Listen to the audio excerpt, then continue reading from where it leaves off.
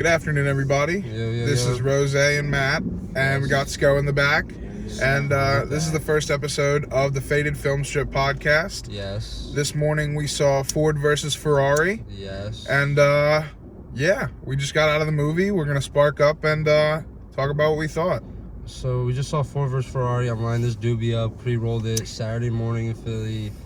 Ford versus Ferrari. I saw a trailer for it like 4 months ago. I had high expectations. You got Matt Damon and Christian Bale, of course. They threw John Bernthal in there. John Bernthal was which good. I didn't know he was in there. I didn't know he was in there either. He did a good job at playing a dick, though.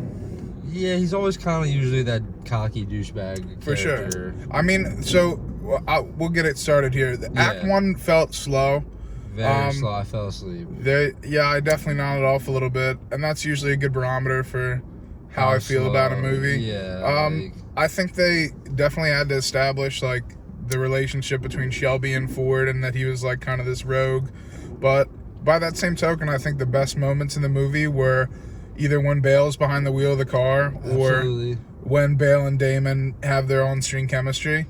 So I feel like the movie probably could have been like a half hour, 45 minutes shorter, Definitely. and I would have enjoyed it. What was the runtime? It was like 2 hours and 25 minutes. Way too long. Which is fucking long. Like, that's a long time. Unless it's like Endgame or something with a lot of material where like you're in it to win it all the way through. Definitely. But like I was just saying to some buddies the other day how much, like Joker, for instance, was a 2 hour flat runtime. And it felt long as shit. But it also felt like an appropriate length of time for the whole story to unfold. It didn't feel like contrived or too much. Whereas this felt like it was dragging a little bit in the beginning. I will say that the back half of the movie was pretty, like once it got to Daytona, whatever that was probably towards the end of the second act, maybe. For sure. Like, once they got to Daytona, I was like, I'm in. Like, they're racing, the car's done. Ash in here. Where good looks on the ash. Rockstar, sure. I'm not going to support that. Nah, hey, sometimes you just got to get some caffeine in you and you got to take a test. And what did you think of, like, the acting, writing? I thought, like, the cinematography and, like, editing of it was just pretty basic, nothing too special. I'm interested to see some of the behind-the-scenes stuff with getting the shots in the car. I was curious how they do those scenes. Yeah, actually. I'm curious as to what some of the rigging looked like there. How they make them look so fast-paced. For sure. Yeah. I mean, I know that they did like actual racing for the movie. Like, some of these shots were captured at 200 miles an hour. So like, that's crazy. Yeah, which is pretty incredible. I think the acting lifted the writing more than anything.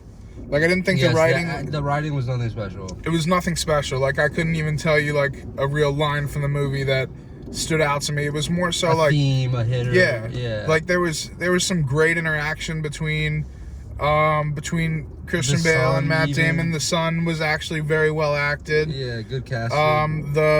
Miles' wife, I enjoyed her character. Yeah, played her role, and like had occasionally when they were in like those business meeting type things, she was like pushing the envelope. Yeah. It wasn't like just like a sit back wife. I was definitely. Like, all right, like holding him back.